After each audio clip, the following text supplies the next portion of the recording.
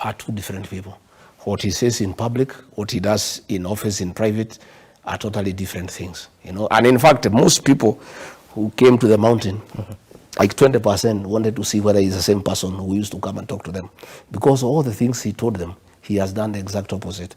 You know, he went to a place there in Laikipia West to open a classroom done by KDF.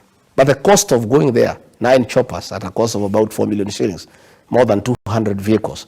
You know, the personnel, the per diem, the whole thing would have put up about 5 schools. You know, people are just looking at him.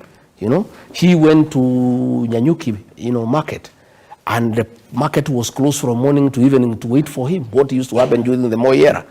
And he was not coming to do anything because he's not an engineer, he's not an architect, he's not anything. You know, when he went to Meru, you know, to open a sewage that he had opened 7 years ago in Maua, instead of going to Nithi Bridge and giving a practical solution, because that is what he promised the people. Well, he said before the 2027 election it will be done. But he had said 6 months.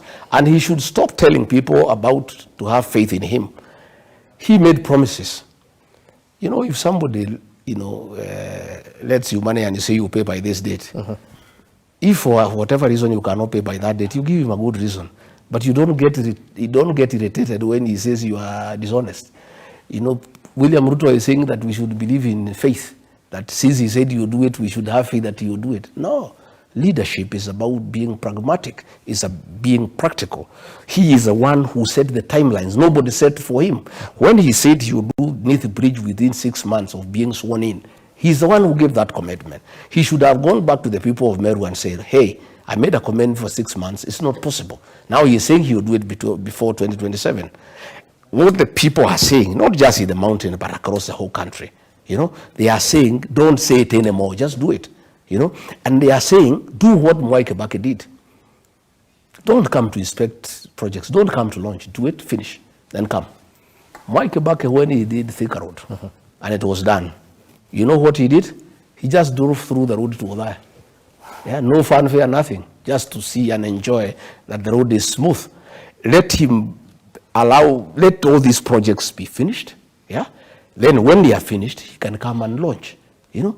He went to a place to launch, you know, 4 posts in a pickup, you know. I mean, what is that? Transformers. Those are things that the assistant county commissioner can do. Because the cost of moving a president, my friend, the cost of moving a president, it's so enormous. And in what he is launching, the movement, his movement surpasses, yeah, the actual cost of what he's going to see. You find that this cost of this trip that he did in the mountain is in excess of 1 billion shillings. Yeah, that money would have finished most of the projects that are stored when you're seated in the road. That, but yeah, anyway, no. We are looking at it. We know the cost of the choppers, the cost of the vehicles, the per diems, the money that was fed for buses, the one for giving border guys, the one for giving women and dancers is in excess of 1 billion shillings. Then let me ask you this, because the president said during the